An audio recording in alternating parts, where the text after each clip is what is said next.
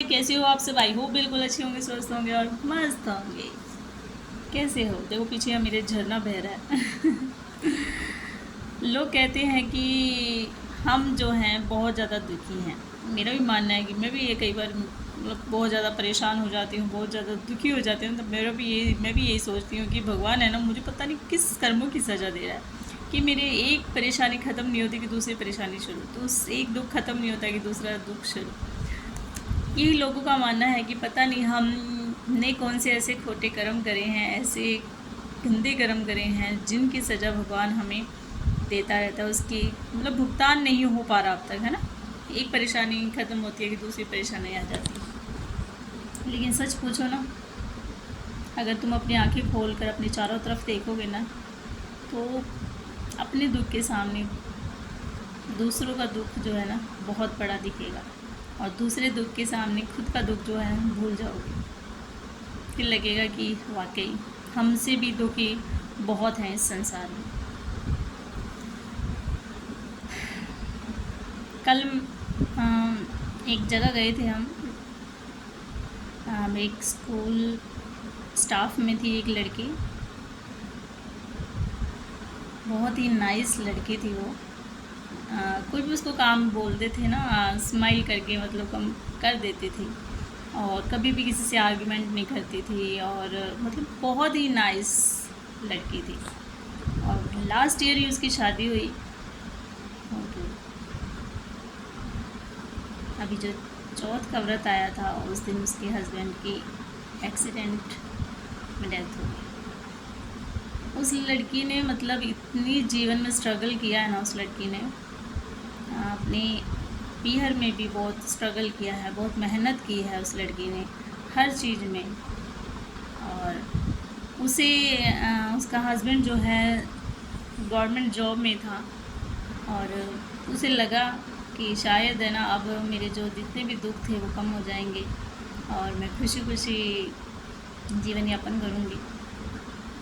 लेकिन भगवान ने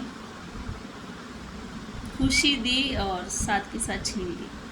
अब ये सोच के देखो कि वो लड़की क्या सोचे अब, है ना, कि मैंने पूरी ज़िंदगी एक तरीके से पापड़ बेले, इतना स्ट्रगल किया हर चीज़ में, है ना, उसके बावजूद जब मुझे खुशी मिली तो ऐसा कुछ हो गया।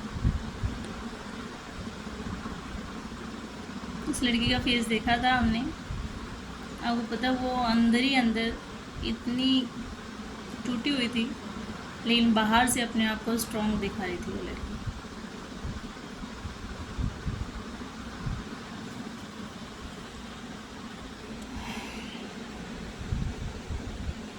बिल्कुल छोटी सी लड़की इतने बड़े दुख को सहने का नाटक कर रही थी और अंदर ही अंदर वो टूट रही थी। लेकिन फिर भी भगवान उसको हिम्मत देगा, क्योंकि कहते हैं कि जिसको भगवान ने चोंच दी है उसको चुगा भी देगा, जिसको दुख दिया है तो उसको उसको सहने की हिम्मत भी देता है भगवान। वो लोग बेवकूफ़ होते हैं जो अपनी ज़िंदगी से, अपनी मुश्किलों से हार कर सुसाइड कर लेते हैं, पीछे अपने घर वालों को देखो, किसी के बगैर जो मर जाता है, जो अपने आप को ख़त्म कर लेते हैं, वो ये सोचते हैं कि मैं परेशानियों से मुक्त हो जाऊंगा, या जो मेरे घर वाले जो हैं उनको सॉरी बोलकर, थोड़ा सा एक छोटा सा सॉरी बोलकर कि मम्मी पापा जो भी हैं मैं ज़िंदगी से हार गया, या फिर किसी से भी मतलब, है ना। तो देखो किसी भी आदमी की जो कमी है वो कभी भी ज़िंदगी में पूरी नहीं होती है। हाँ, लेकिन काम किसी का भी नहीं रुकता है, किसी के बगैर किसी का भी काम नहीं रुकता है। जो ज़िंदगी मतलब प्रकृति का परिवर्तन तय है, समय समय पर उसका परिवर्तन होता रहता है, घाव भरते रहते हैं।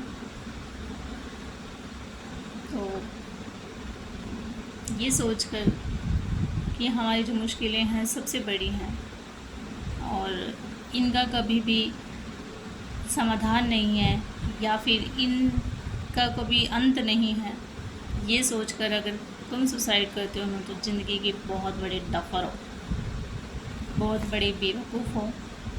भगवान ये थोड़ी तुम्हारे को पास में बुला लेगा। तुम भूत प्रेत आत्मा बन के भटकते रहते हो। इसलिए ज़िंदगी को एक स्ट्रगल समझ के, एक चैलेंज समझ के इसको एक्सेप्ट किया करो और कोशिश किया करो दुख को सुख में बदलने की। मानती हूँ बातें करने बहुत आसान होती हैं, लेकिन उसको करना बहुत मुश्किल होता है, लेकिन कोशिश करती रहनी चाहिए।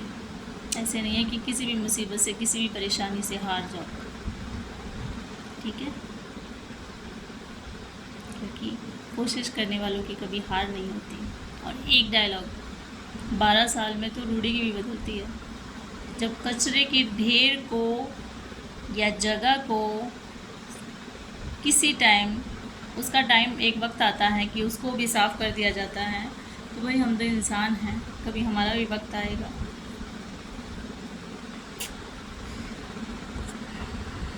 ये सोच के जीवन यापन करते रहना चाहिए और हर दिन को एक उमंग के साथ जीना चाहिए, ठीक है?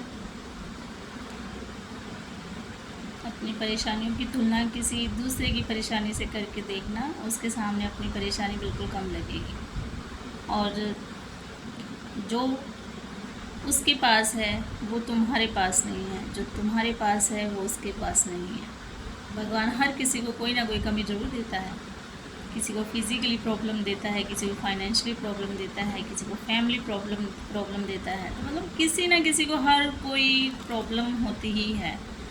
तो कोई किसी से दुखी, कोई किसी से दुखी है ना? तो उसका निपटारा करने की कोशिश करनी चाहिए और खुद को बोल्ड बना, आई कैन डू इट, इसको सोच के चलना चाहिए, ठीक है? Thank you so much. सच में कल बहुत ज़्यादा दुख हुआ मुझे। उसी लड़की का बार बार चेहरा सामने आता है। मुझे जब किसी की ऐसी प्रॉब्लम होती है ना देख के, तो कम से कम बाय गॉड 1 महीने तक है ना वो चीज़ मेरे दिमाग में घूमती रहती है। मैंने ये पहले भी कहा है कि जब मैं दुखी होती हूँ या सुखी होती हूँ तो मैं वीडियो ब्लॉग जरूर बनाती हूँ। कल से बहुत ज़्यादा परेशान थी, सच में उस लड़की का चेहरा देखकर बहुत ज़्यादा परेशानी हो रही थी कि भगवान ऐसा किसी के साथ ना करे। कहना आसान है, करना बहुत मुश्किल है। किसी भी सिचुएशन को, किसी भी परेशानी को झेलना, लेकिन फिर भी उससे निपटने की, उसे का समाधान करने की है ना कोशिश करनी चाहिए, उसको झेलने की कोशिश करनी चाहिए। अपने आप को हर वक्त हिम्मत देते रहना चाहिए। Thank you so much. हर हर महादेव। अच्छी लगे तो वीडियो लाइक कमेंट करना। Thank you so much. और ये डायलॉग याद रखना, 12 साल में रूढ़ी की भी बदलती है, तो हम तो इंसान हैं, ज़रूर बदलेगी हमारे।